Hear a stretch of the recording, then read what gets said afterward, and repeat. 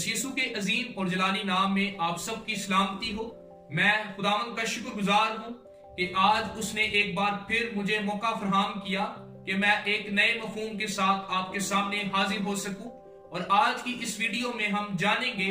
कि कफारे का क्या मकसद था। अगर हम लफ्ज कफारे पर बात करते हैं तो ये पुराने अहदनामे में 100 से ज्यादा दफा इस्तेमाल हो चुका है। और इसके लिए जो ओरिजिनल लफ्ज है वो कपूर है, जिससे मुराद किसी चीज को डांप देना और किसी को पुरसकून करना। और इसी तरह से ये लफ्ज पहली दफा पैदाइश 6 बाब में जहां पर कश्ती बनाने का जिक्र है, नूह की कश्ती का, वहां पर इस्तेमाल होता हुआ नजर आता है। लेकिन वक्त गुजरने के साथ साथ ये लफ्ज कफारे के लिए और गुनाहों की निजात के लिए ट्रांसलेट किया जाने लगा। और इसके साथ अगर हम इसी लफ्ज को नए अहदनामे की रोशनी में देखते हैं तो ये लफ्ज जो नए अहदनामे में इस्तेमाल हुआ है उसके लिए यूनानी लफ्ज हेलास्कोमाए है, जिससे मुराद है रहम का जारी हो जाना, जिससे मुराद है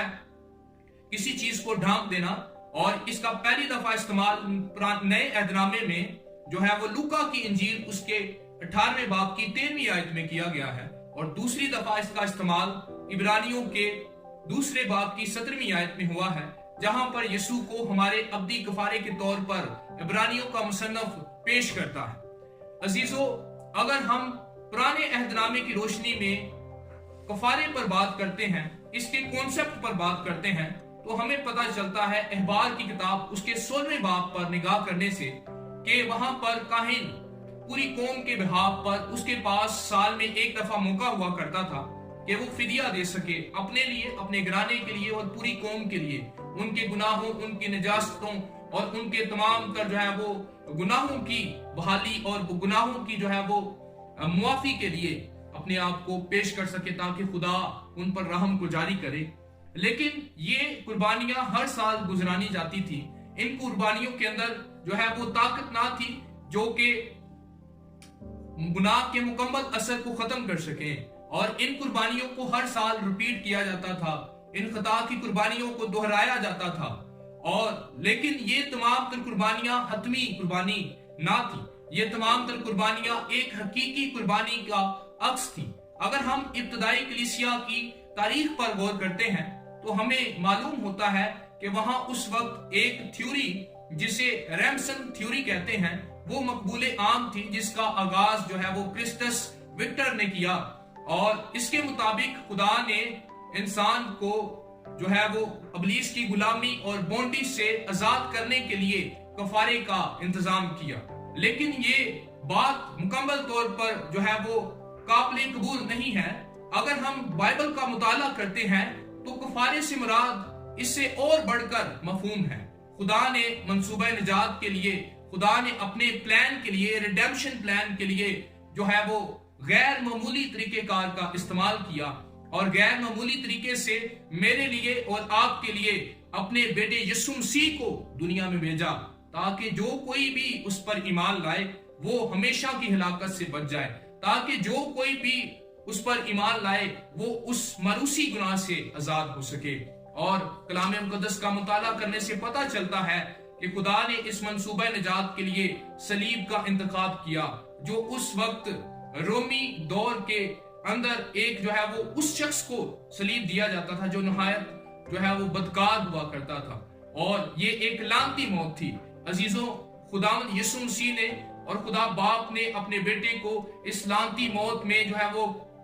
जाने दिया और वो हमारी खातिर, आप सबकी खातिर लानत बना, ताकि हम उस गुनाह की लानत से आजाद हो सके, हम मरूसी गुनाह से आजाद हो सके। और वो तमाम तर शरीयत के तकाजों को जिनको पूरा करना इंसान के बस की बात ना थी, उनको पूरा करके, उन तमाम तर तकाजों को पूरा करके बुनियाद खुद बन गया। और उसने कहा कि राह और हक और जिंदगी मैं हूं, जो कोई मुझ पर ईमान लाता है, कोई मेरे वसीले के बगैर बाप तक नहीं जा सकता, और बगैर उस पर ईमान लाए हम बाप के साथ जुड़ नहीं सकते। और पौलुस रसूल जो है वो कुरिन्थस की कलीसिया को खत लिखते हुए बयान करता है कि खुदा ने एक सल्वेशन ब्रिज कायम किया جس کے ذریعہ سے اس نے اپنا اور انسان کا رابطہ بحال کیا۔ عزیزو، خدا ہم سے بے پناہ محبت کرتا ہے، اور کلام مقدس کا بغور مطالعہ کرنے سے پتہ چلتا ہے کہ خدا محبت ہے اور وہ کسی کی ہلاکت نہیں چاہتا۔ وہ نہیں چاہتا کہ کوئی بھی ابلیس کی غلامی میں رہے، وہ نہیں چاہتا کوئی بھی گناہ کے اثر کے نیچے زندگی بسر کرے، وہ نہیں چاہتا کوئی بھی مانوسی گناہ میں جو ہے وہ مبتلا رہے اور ابلیس کی بونڈیجز کے اندر، ابلیس کے بندنوں اور جموں کے اندر زندگی بسر کرے، بلکہ خداوند یسوع مسیح چاہتا ہے کہ اس پر ایمان لانے کے وسیلہ سے آپ اس کے منصوبہ نجات میں داخل ہوں اور وہ اس انعام کو حاصل کر سکیں جو اس نے ہمیں جو ہے وہ دیا ہے۔ جو کوئی اس پر ایمان لاتا ہے وہ نجات پا جاتا ہے، خواہ وہ کسی بھی رنگ، نسل، قوم سے تعلق رکھتا ہے، خواہ وہ کتنا ہی گناہ گار کیوں نہ ہو۔ اگر وہ خداوند یسوع مسیح پر حقیقی ایمان لے آتا ہے، اگر وہ اپنی زندگی یسوع کو دے دیتا ہے اور یسوع پر حقیقی ایمان لے آتا ہے، تو وہ گناہ سے نکل کر ابدی زندگی میں داخل ہو جاتا ہے۔ اور اگر ہم پہلا کرنتھیوں اس کے 5ویں باب کی 7ویں آیت پر غور کرتے ہیں تو وہاں پر بھی ہمیں ایک مفہوم ملتا ہے، اور دوسرا کرنتھیوں اس کے پہلے باب کی 10ویں آیت پر غور کرنے سے ہمیں پتہ چلتا ہے کہ خدا نے ہمیں جو ہے وہ تمام تر قہر اور غضب سے چھٹکارا دیا ہے تاکہ ہم ابدی زندگی میں داخل ہوں۔ اور پالوس کہتا ہے کہ اب جو یسوع مسیح میں ہیں ان پر سزا کا حکم نہیں ہے، اب ہمیں جو ہے وہ قربانیاں گزرانے کی ضرورت بھی نہیں ہے، اور اب ہمارے لیے ایک حقیقی کفارہ خداوند یسوع مسیح جو ہے صلیب پر اس نے اپنے آپ کو پیش کر دیا۔ اور پرانے عہد نامے میں وہ قربانیاں، وہ تمام تر چیزیں جو کاہن قوم کے گناہوں کے لیے کیا کرتے تھے، وہ صرف ان گناہوں کو ڈانپتی تھیں اور اگلے سال پھر ایسا کرنا پڑتا تھا۔ لیکن میرے اور آپ کے یسوع مسیح نے، جو کہ ازلی ابدی بادشاہ ہے، ان تمام تر تقاضوں کو پورا کر کے نہ صرف ہمارے گناہوں کو ختم کر دیا ہے بلکہ ہمیں نئی فطرت فراہم کی ہے۔ پولس رسول کہتا ہے کہ اب جو یسوع مسیح میں ہیں وہ جو ہے وہ نئے مخلوق ہیں، اس نے ہمیں اس تمام تر فطرت سے آزاد کیا جو گناہ کا شکار تھی، جس میں مانوسی گناہ تھا، اور اس پکچر کو خداوند یسوع مسیح کے وسیلہ سے خدا باپ نے، جو کہ گناہ کے اثر کے نتیجے میں بگڑ چکی تھی، اس کو بحال کر کے ہمیں نیا معیار بخشا ہے۔ خدا کا منصوبہ آپ کے لیے یہ ہے کہ ہم تمام تر غلامی سے نکل کر خدا کی پاک حضوری میں اور اس کی بادشاہی میں زندگی بسر کرنا شروع کر دیں۔ عزیزو، اگر آج آپ میں سے کوئی بھی نجات سے بے بہرا ہے، اگر آپ میں سے آج تک کوئی بھی خدا کے منصوبہ نجات میں اب تک شامل نہیں ہوا، تو آپ کے لیے موقع ہے